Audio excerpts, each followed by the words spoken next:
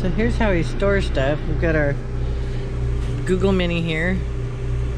Wherever she is, there she is. This is our T-Mobile home. We plugged it in, both of those, to the inverter. And then this cord also goes to the inverter, so we can use our computers. And this always stays on, so we always have internet in the camper. So it's worked perfectly. We also do our camera, our little Wise camera from it. Yeah, and I think that's it. But everything is connected to Wi-Fi through that. And we've been in Fargo and Christine and everywhere else, and we have not had a single inch of problems with it. So we got our TV that we just bungee cord up here with a pillow on the back to keep it from cracking. Just some storage items, sewing machine, that kind of thing. There's a lot of heavy stuff in here that we're trying to find room for, but we'll figure that out later. A ton of Reflectix, because I haven't made, like, these are just temporary, but I want to make them for every single window in the camper. And I did make these, and all I did was tape some magnets with duct tape on the back of them. And I just put some material that I got from Joann's on them to make them look pretty. So yeah, and that's pretty much it. We've got some storage for our backpacks.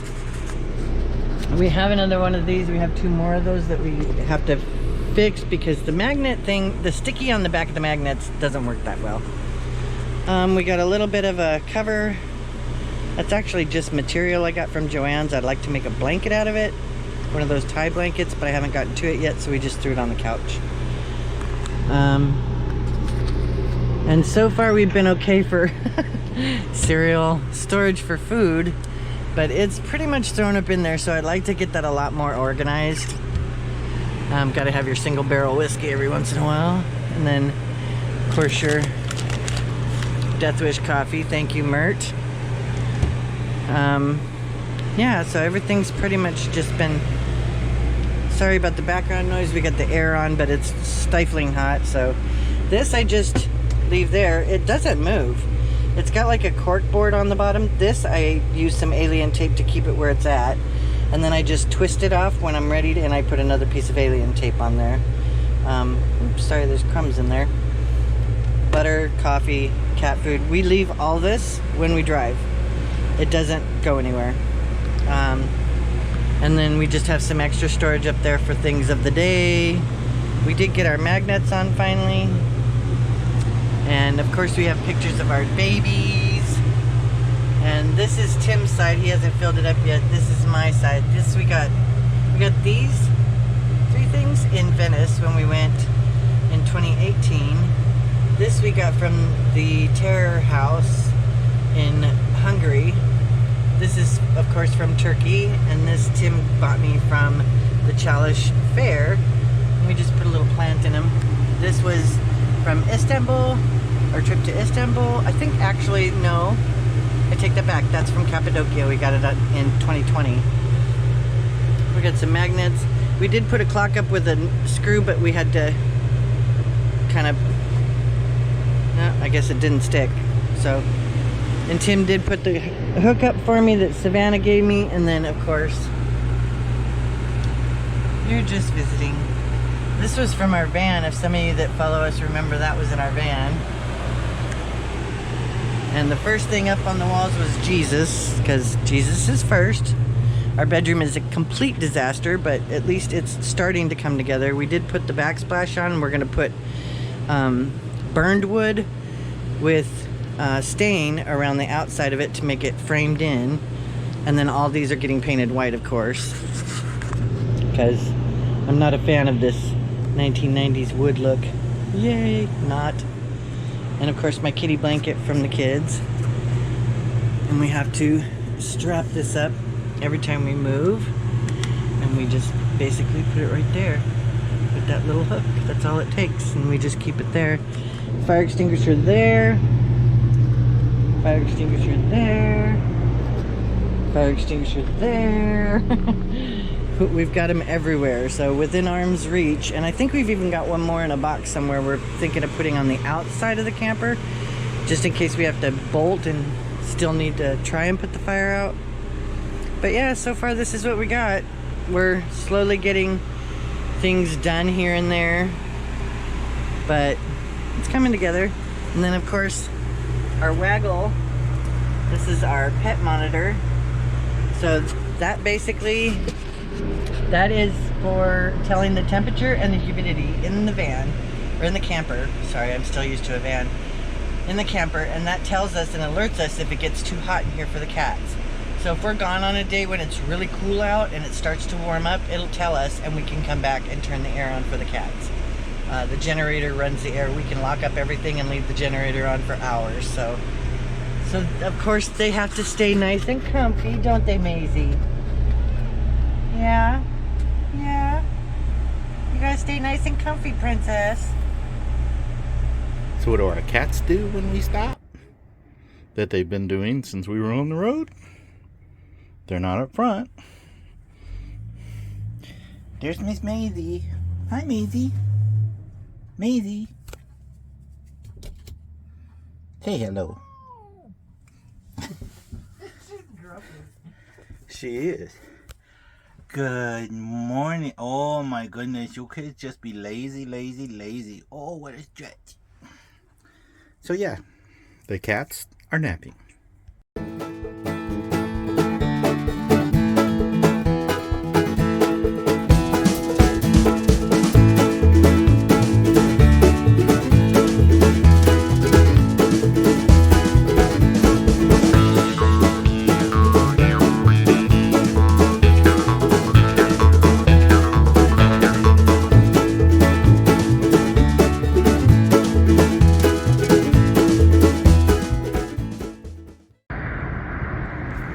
So this is the rest area we stopped at, just over the 6-degree mountain.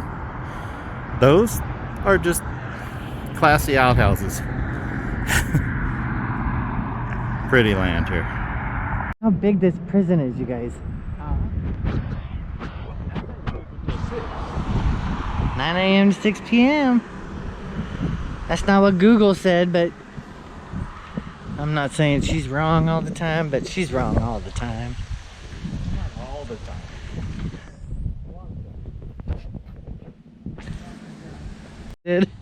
So I got a phone call and I didn't recognize the number, so I just picked up the phone and said, Merhaba, Nasıl?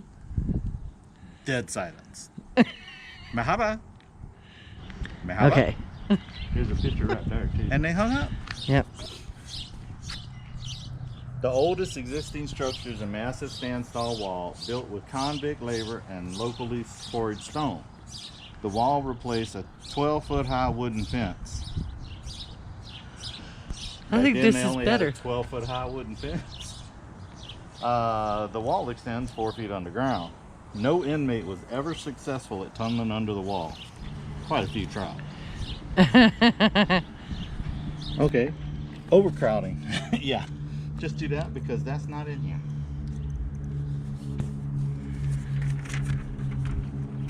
Oh, number 3, out of bounds.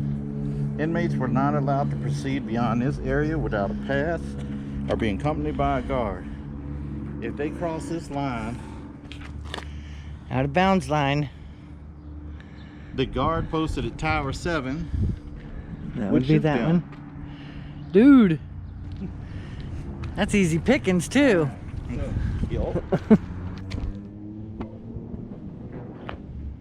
This is the tower. This is Tower 7.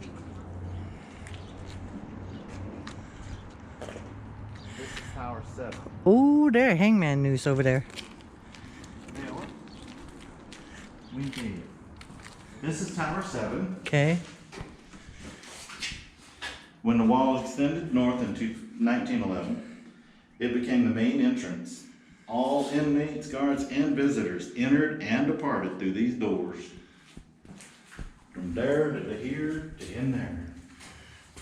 They're opened with a key which was lowered on a rope from the tower above. Yeah. After unlocking and entering the tower and locking the door, the key is returned on a rope that was lowered through a hole in the ceiling. A second key was lowered to open the second door. One of the other had to be that door. They got another key to open that door. There is. What is it? There is a trap door in the floor of the lower room. It leads to surveillance tunnels. They provide access to the gun ports overlooking the kitchen, shower, dining hall, and provide the only access to the circular guard cage and the catwalks used by the guards. You will be able to enter the tunnel at stop number 26.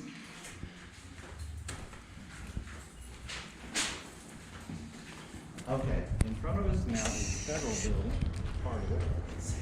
That is also... Dude, that guy scared me half to death. Dude, why you looking at me, man?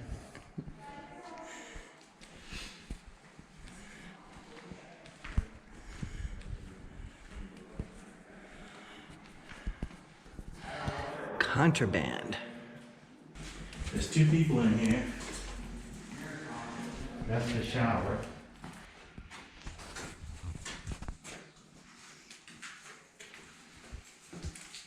Wow. I wouldn't go in none of these cells. Why? Because the ghost might lock you in. I dare them. There's a chapel. Don't shut that damn door. They receive good time off of their sentences for regularly attending church services and other self-help programs. A gun port on the wall is connected to the surveillance tunnel, which could be entered from the trap door in Tower 7. During the 1959 riot, the press was brought into the surveillance tunnel where they talked to the riling inmates through the gun ports. So they talked to them right there. Okay. Built in only 11 months using convict labor, the 1912 cell house was a model facility. Each cell had running water, flush toilets, and ventilation. There's 8 galleries, 4 per side. Each contains 25 cells for a total of 200 cells. Single confinement was common practice. Overcrowding eventually made it necessary. See who's to out house there. 2 men per cell. Oh, wow. Look at this.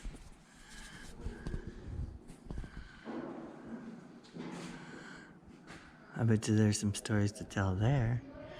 Any ghosts want to say hi to us today? Any spirits want to come on film? Tell us how innocent y'all are?